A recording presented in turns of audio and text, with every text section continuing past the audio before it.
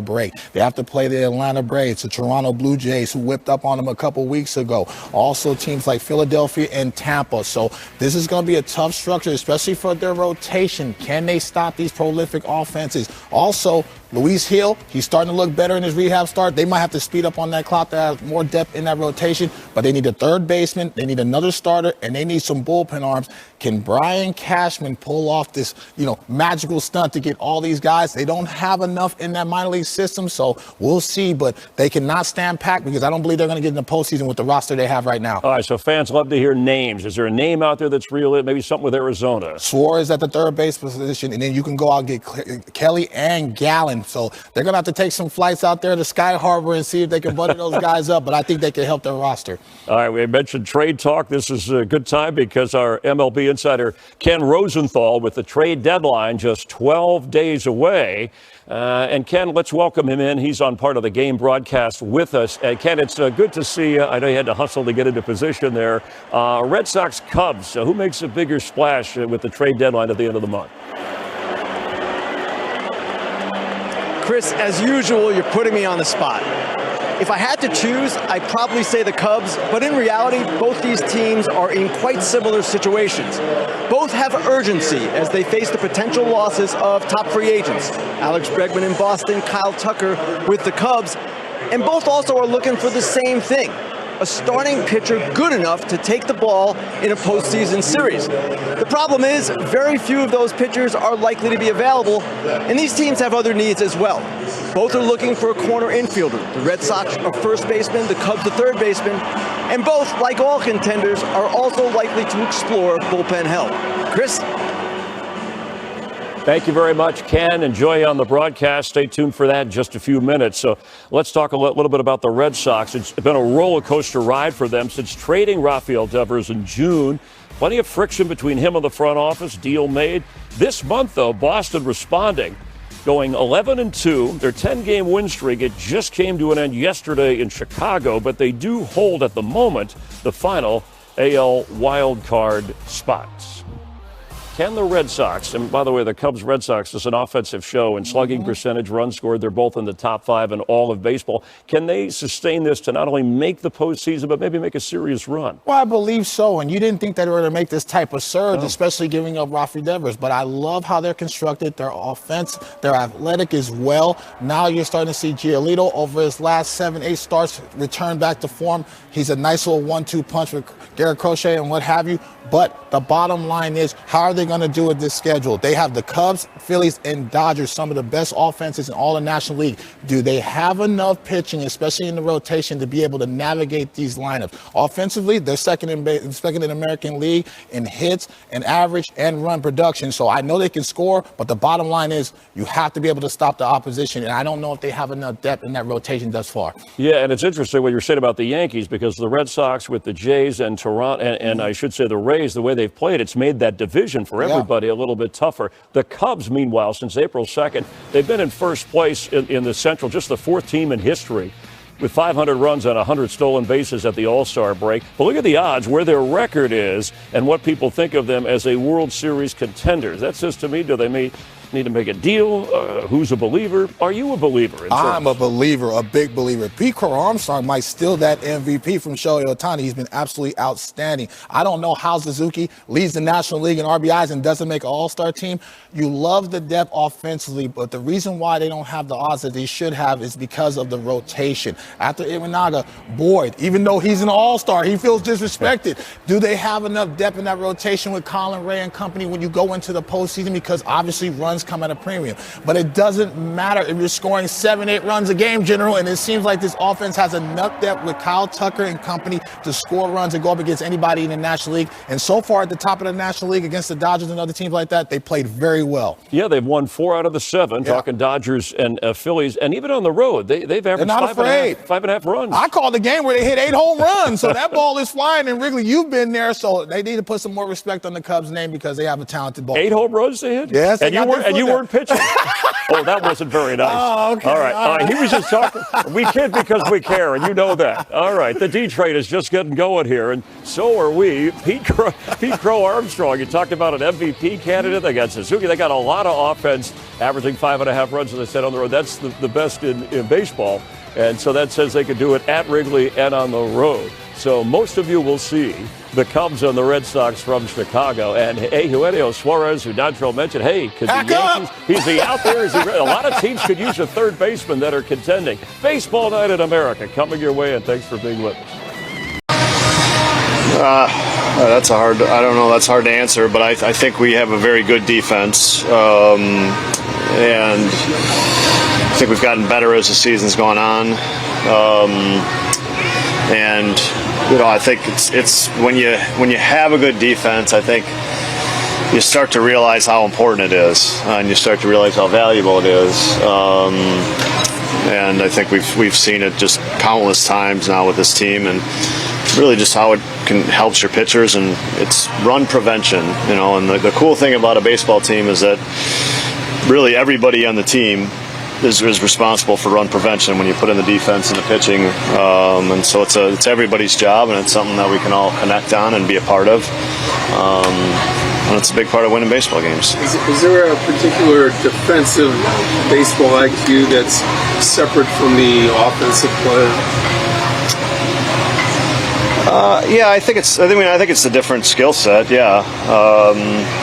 Yeah, it's very different. So that's why there's some good defenders who can't hit. Yeah. There's some great hitters who can't defend, right? Well, I mean, you talked to us a lot last year about the fact that Pete was going to get better. Yeah. A lot of people were satisfied with what they saw, and you were right. Can he get better than he is now? Not as confident in that. Yeah, honestly, yeah, I would say. Not sure. I see a big room for improvement there. Has his confidence come along? And that's a compliment. Yeah, of course. Yeah. But I mean, has his confidence in his natural abilities and the work that he's put in, gotten him to this now compared to last year? I think confidence. I think experience. I think failure is a wonderful teacher. I'm going to keep saying that. So I think all those things have contributed to it, and they're all those three things are great teachers. What about Barry? How does he come to the equation as far as outfield defense? Yeah, I mean, I think just more so just the defensive part about how to think about it, and I think players recognize coaches with a passion for what they do, and an energy and passion for what they do, and I think that certainly rubs off on your attention to detail. You talked about making some of those lineup changes in an effort to try to get Ian going. What have you seen from Ian since that? Yeah, I mean that's kind of unfair. It's 4 games. I mean, if you move a guy that's in a big slump, you're probably going to be a little bit better because he's a better hitter than he was hitting for the last 2 weeks. So, but I think look, Ian is an important part of this offense, a very important part of this offense, and I think he's going to have a really big last 2.5 months of the season, and I think he's going to, he's in a spot now where he's going to drive in a lot of runs, but I think he's an important part of this offense, and I'm fully confident that he's going to be that moving forward. Are you waiting till after the game? No, Horton will pitch tomorrow. Yeah. Do you foresee doing openers this week or openers are always a possibility? Always a possibility. Yeah. Okay. Is Ben Brown an option at all? We haven't made a decision on the starter yet on Monday.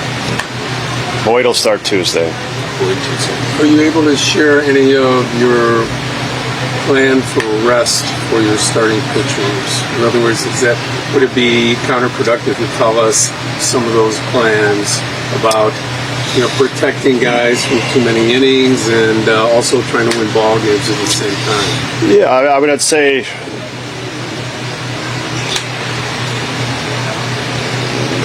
like as we sit here today, there is no plans for it. I think it's something that you're thinking about. But next time around, no plans for that.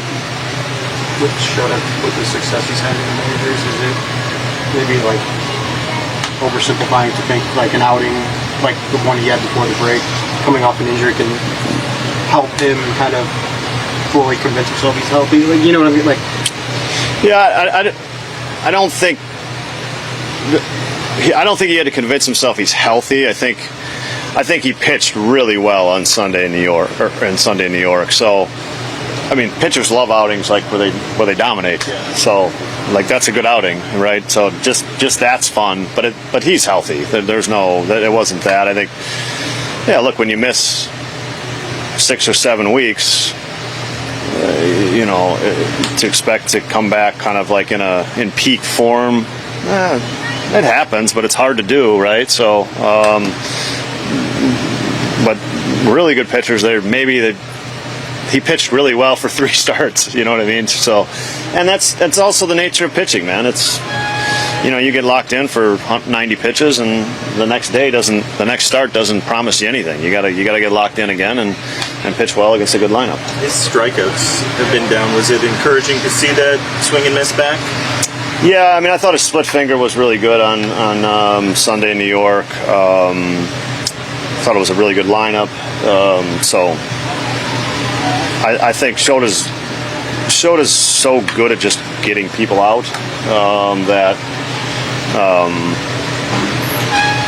but you go through 7 innings and 90 pitches, like that's just an exceptional outing against one of the best offenses in baseball.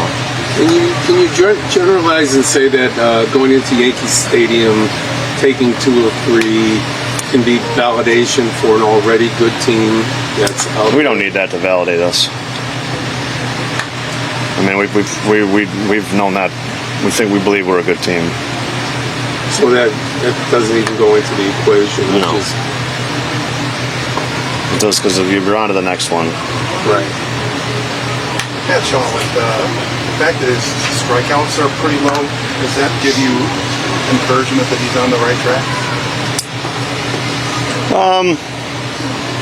I think it's. I mean, look, low strikeouts are good signs. High walks, good signs. Sometimes walks can go down when you're swinging it better, actually, because you're just squaring up pitches. But I think, it's a trait Matt has. So I don't know if I don't think I expected Matt to strike out a lot. So encouragement. I mean, I think it's a trait that he's going to have. That's going to be pretty stable, yeah.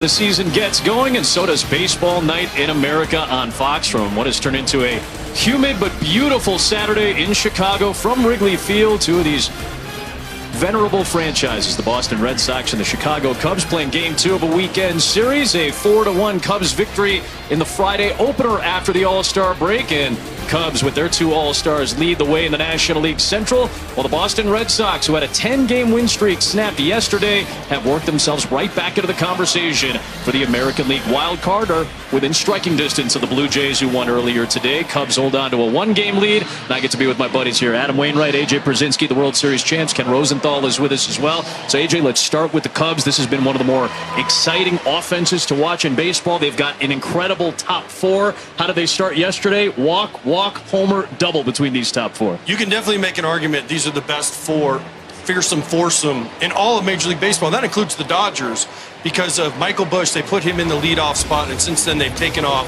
but 2 of them started in the All-Star game. Pete Crow Armstrong and Kyle Tucker. Seiya Suzuki probably should have been there. Michael Busch, you can definitely make an argument he should have been there. These 4 are as good as it gets in Major League Baseball. They get the game rolling for the Cubs. We saw it last night, and if they want to go where they want to go, which is deep in the playoffs, these guys got to keep doing it. So that victory snapped the 10-game Boston win streak, but over the last couple of weeks, this Red Sox team has ballooned themselves right back into the mix. They're right behind the Yankees for second in the East right now. They're doing great. And I'll look back to mid-June when they traded their big star Rafael Devers. Everybody wanted to know where Boston's going to go. What they've done since July 3rd, they've been first in all these ranks. Look at this. And it's no surprise they're 10-1. Look, runs per game, most in the big leagues. Team ERA, lowest in the big leagues. Want a recipe for success? Score the most runs and give up the fewest. And obviously, these 2 teams have pitched very well during this stretch. We've got a really good pitching matchup with a couple of 6-game winners who pitched really well as of late, despite dealing with injuries at different times of the year. Brian Bayo had a complete game 2 starts ago, and Shota Imanaga in his 5th start from a hamstring injury. His last outing at Yankee Stadium was excellent. These are 2 teams that hope to be in the playoffs. Boston hasn't been there since 2021. Cubs haven't been there since 2020. These 2 teams have high hopes as we get going in the second half of the season. Baseball Night in America gets going next on Fox. Cubs are playing very well, holding on to a 1-game lead in the National League Central. 83-degree night as we get set to go for this second game of this series between the Red Sox and Cubs, who are meeting for a 4th consecutive season. We'll get a look at this Boston Red Sox starting lineup. It is sponsored by Rinvoq. They change it up with the lefty Imanaga on the hill tonight. Ref Snyder has been a platoon man and a very good one against lefties. Romy Gonzalez enters the lineup as well. Alex Bregman and Masataka Yoshida just came back from injuries. And this is a very good Red Sox offense, top 5 in scoring. They'll go up against the lefty Shota Imanaga tonight. 3-1 since coming back from a hamstring injury. Got a victory at Fenway Park last year and is coming off a very good start in New York. First pitch swinging, Rob Refsnyder bullets one to left center field into the ivy, and he's looking for extra bases. Crow Armstrong's throw gets back in, but it's a 2-bagger on pitch 1 for Rob Refsnyder. He's going to throw that sweeper and that split. He's going to try. He gets a lot of chase. Bregman taps one up the first base line. It's going to hug the line fair. Grabbed by Busch for the first out. On to third goes Refsnyder. And that'll bring up Romy Gonzalez with an RBI chance. His off-speed combination is some of the best in all of baseball. To pair that, the effect that he's looking for. Opponents have hit 177 against that splitter. Craig Counsel said in New York that had way more downward movement than it did in the previous few starts. 0-2, and he gets a swing and miss from Gonzalez on that splitter outside. Well, that was a mistake. It was just a bad pitch that Romy went a little over-aggressive in the first inning, went out, chased. This is not where Shota wanted to throw this ball at all. You see the grip. That ball's not even close, and Romy's thinking, runner on third, first inning, let's jump him. Lefty on lefty chance with the sweeper and a strikeout. Imanaga gives up a double on the first pitch, but leaves a man stranded. A little pump of the fist from Imanaga, the 31-year-old. Bottom of the first coming. Story's been great, especially since he's been healthy. Solid defensively, but he's bad. Skies one into right for Tucker, who has to battle the sun. And he's got it for out number 1. The Red Sox have a difficult schedule right out of the gate and even a little bit further down the line. Ken Rosenthal has more. That's right, Adam. As we're seeing, the Red Sox are getting tested right out of the break. This series ends tomorrow. After that, the Red Sox go to Philadelphia for 3, then host the Dodgers at Fenway Park for 3. And as you mentioned, those tests are going to continue the rest of the season. Fangraphs estimates the Red Sox schedule to be the most difficult in the majors, the remaining schedule, tied with the Cincinnati Reds for that distinction. Are the Red Sox for real? We're about to find out. That's what if I'm Alex Cora and Alex Bregman sitting there, bring it. We got these young kids that are fired up to be in the big leagues. Marcelo Meyer, Roman Anthony, Cedon Rafaela. Got these young kids. They're full of energy. They don't know the difference.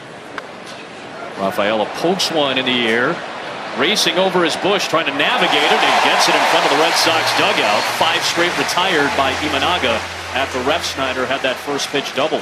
Met each other the last now 4 seasons, so Yoshida's gotten a good look.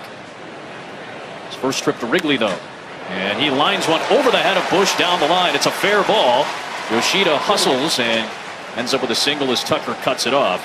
And a 2-out base runner for Boston extends the inning. getting him going is really important, I think. And get some of the guys that we have in the bottom half of this order, what are they going to do behind Trevor Story, behind Roman Anthony, behind Romy Gonzalez? The young guys are going to need some support staff. 1 on 2 out in the second for Boston. And Toro lines one towards left center field. Pete Crow Armstrong won't get to it. And as you said, Waino, bottom of the order. What are they going to do? The 7 and 8 hitters get back-to-back 2-out singles. It's going to be up to the light-hitting catcher Connor Wong to try to keep the inning going, though. Wong dealt with a fractured left pinky finger early in the season, and that has kind of affected his offense, and Narvaez stepped in. Skies went into right center field. Tucker will come in, and a couple of Red Sox left stranded by Shota Imanaga. We played an inning and a half at Wrigley. A 2-0 Cubs lead. Cubs manager Craig Counsel. Craig, Imanaga on the mound, 3 hits allowed so far, but no runs. What are your impressions? Well, he made some big pitches in the first inning right away after the leadoff double, and then that's what Shota capable. The strikeout got him out of that inning, so job well done. Had to work out of some traffic, but job well done. Bush and Tucker back-to-back to lead off the game for you guys. Craig, what is it like for you managing an offense like this? Well, we have a good offense, and you know, you're just trying to.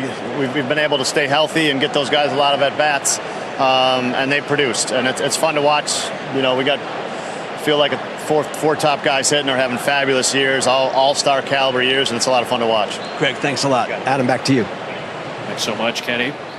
Ball and a strike on Ref Snyder, who doubled, as Counsel alluded to. That's a little bit more dangerous because Ref Snyder, off speed coming into his swing, is very dangerous against lefties, but that time he got it down enough. Alex Bregman swings away and flies one out to Ian Happ. His fellow 2015 draft mate makes the catch, and 1 pitch to retire.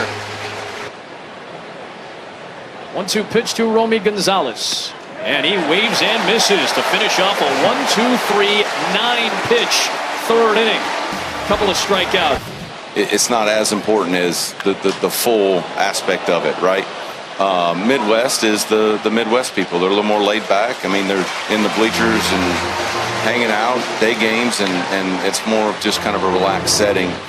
I think they're both awesome. You know, I think if you would have flipped them, if I would have started with the Cubs and went to the Red Sox, I think the Red Sox would have been a little harder to understand and get accustomed to. But you know, kind of growing up in that organization and being a part of it. The 4th and 5th frames here at Wrigley.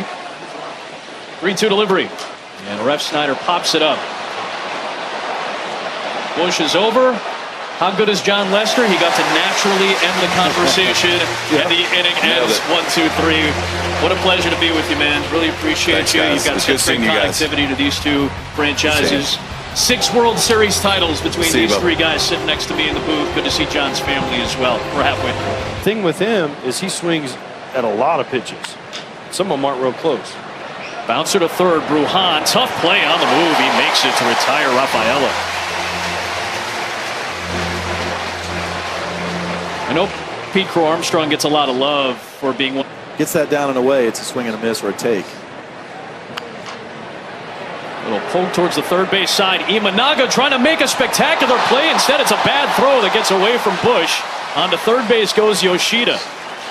Should be an infield single there for Toro, but the error will allow Yoshida to advance 90 feet. And Imanaga is going to have to work out of a little bit of a jam if he wants to finish 7. I think they're going to come get him. Yeah, you might be right here.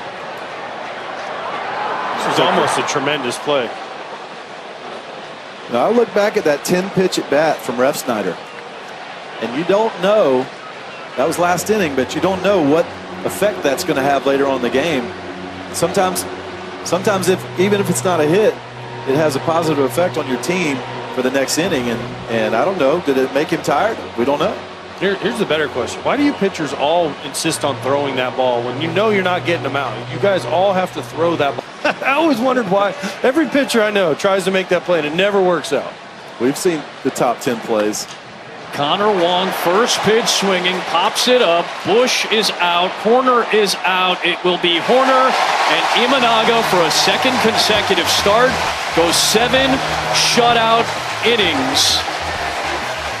Impressive work. 1 run against the Yankees. Should say shutout tonight through 7.